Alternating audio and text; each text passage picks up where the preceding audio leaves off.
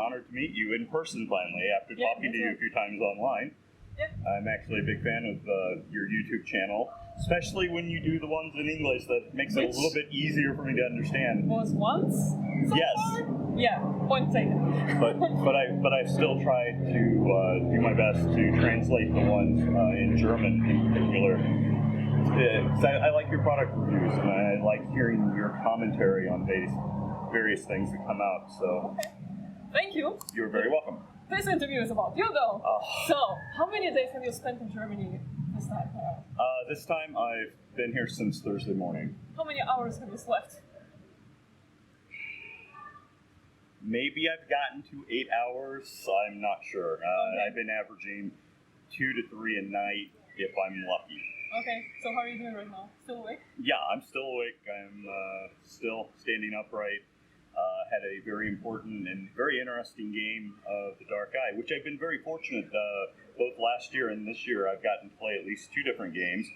One was a game run by a fan who invited me to play with him and some other fans from around the world, several of them from the Netherlands. And then this year, one of the authors of various adventures for The Dark Eye, Jeanette, ran a game for myself and several employees from Ulysses International from America. So it was a game in English, ran by one of the German authors with a bunch of English players, and it was a very interesting game that I think really kind of showed some of the things that make The Dark Eye a special place to play, as far as things are not always so black and white or so clear cut as to who or what is a villain, and it makes for some interesting challenges both in how you deal with things in a non-combative way, and when things go very bad and blades get drawn and you have to use steel to settle a matter, you sometimes really regret that you have to do so. So it's an amazing game, and I'm hoping the other Americans who got to play it have a better idea of why I, in particular, am just so much in love with the game and the world. So, how was it that you found out about The Dark Eye? Well, originally I found out of The Dark Eye because of a German foreign exchange student when I was in high school by the name of Jens Mittag. He came to my high school.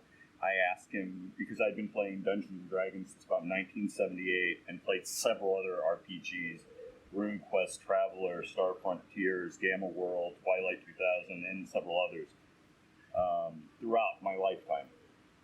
And I asked him if he played D&D, and he's like, no, we don't play D&D in Germany. We have our own game, and it's called Das Schwarze Auge. And I knew enough German at the time to say the Black Eye. Well, that sounds intriguing. And I asked him about it, and he told me a little bit. And I'm like, well, this is really interesting. But unfortunately, in 1985, it wasn't something where I could get on the internet and order a copy from Amazon Germany, because it didn't exist. And going to my local game store to ask them if they've even heard of the game, let alone trying to track down a copy some way. It was just an impossibility. And of course, time passes, things happen, you get responsibilities in life, and I hadn't really forgotten about the game, but actively searching for it wasn't a priority. And then I was at Gen Con and saw a sign for something called The Dark Eye, and around that same time, my paramour, as I like to call her, pointed it out. Oh, this looks like something you would be interested in based on the artwork.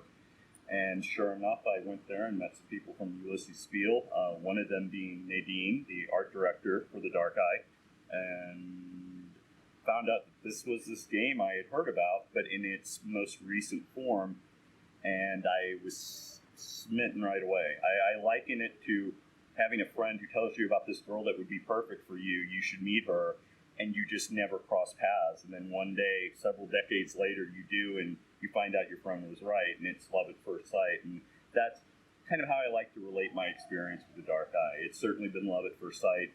And for a guy who'd been playing Dungeons & Dragons since 1978, mostly first edition and second edition, and I have played some fifth, I didn't play third or fourth. Too much unlike the game I was familiar with, despite its name. I have not played Dungeons and Dragons since starting playing the Dark Eye. So I don't have time to cheat on my love. So there you go. I see. So you've been playing now for 3 years, I would assume? Yeah, sporadically for 3 years because obviously we're still trying to build a community in the United States primarily, but also in other English-speaking areas like in England, Canada. But I have gotten to play, especially at conventions like Gen Con and Origins, and we're working to expand that network of conventions to even some of the smaller conventions, looking at things like GaryCon and then other local regional conventions as my ability to travel and my colleague in the United States, Tayo, who works on translations, his ability to travel. So we're trying to build that network of GMs so that we can run more events at more conventions or at local game stores around the country. And I think it's easier if you've got someone who can run the game to get someone new to the game to want to play it. Whereas there are several people who are new to the game and fall in love with the game, but they have no one to play it with, and they either need someone to run it or they need time to learn the game so that they are able to run it. And we're trying to work on that ground game, to use that kind of terminology, to build that up. And one of the ways of doing that is at conventions, and it's one of the things we're working on. The experience at Origins and Gen Con this year has been all the tables we were running full of players at all times, with other players waiting in the wings, hoping someone doesn't show up to a game to play. So the demand's there for us to increase the number of tables, hopefully maybe even getting a dedicated room of 4 or 5 tables, maybe even more at some point, dedicated solely to running the Dark Eye. So we've got a lot of work ahead of us, but the potential's there and the interest is there, I think, to help build and grow on that. Yeah. And material-wise, what do we have to go on as English-speaking players? What would you Would you remind folks what's already out there and what may be next coming? Well, obviously there is the core rule set and the Aventuria Almanac. There's also the Compendium, and then of course, as far as regional books, we have the Warring Kingdoms, including an adventure for the Warring Kingdoms, a few other assorted adventures, including the first 3 volumes of the Theater Knights. And we have the Magic of Aventuria coming out, which was just run in our successful Kickstarter, and that will be coming out later this year. And we have at least one more Kickstarter planned for the end of the year, which hopes to be Works of the Gods. And while I cannot name anything specific, I can say that Ulysses Spila and the team working in America with them have a list of titles that we hope to release on a very regular basis over the next couple of years, including having more than a couple Kickstarters a year. We've got big plans, and we're laying the groundwork to make those plans a reality. So while it will take a while, and we will probably never be completely caught up to the volume of books available in Germany at any point in the near future, we do want to work to kind of bridge that gap a little bit and give players more content on a more regular basis, and also use the time difference between Germany and the United States on publishing to help correct errors found in previous books as far as things like errata primarily, and get those incorporated into the American books before going to publish. And so we've got a lot of work cut out for us. Yeah. So, a couple of blitz questions for you. Sure. What has been your favorite setting so far? Well, obviously, I like to have adventures in the Mitten Realms. Mittenreich, I believe, is the German name. Yeah. That's been interesting only because that's where my particular character serves. Obviously, the Warring Kingdoms is the only region that we've got a lot of detail for right now, and my character has done some adventures there. And while the first 3 volumes of the Theater Knights are out, since I'm really hoping to play that adventure, I've been very reluctant to really read my books to run them for anybody, because I want to experience the Bornlands as a player and not just as a GM, and not have that opportunity because I've heard nothing but good things about the Theater Knights, and I want to be able to experience that myself. And do you have a favorite NPC? Probably the Empress of the Mitten realms.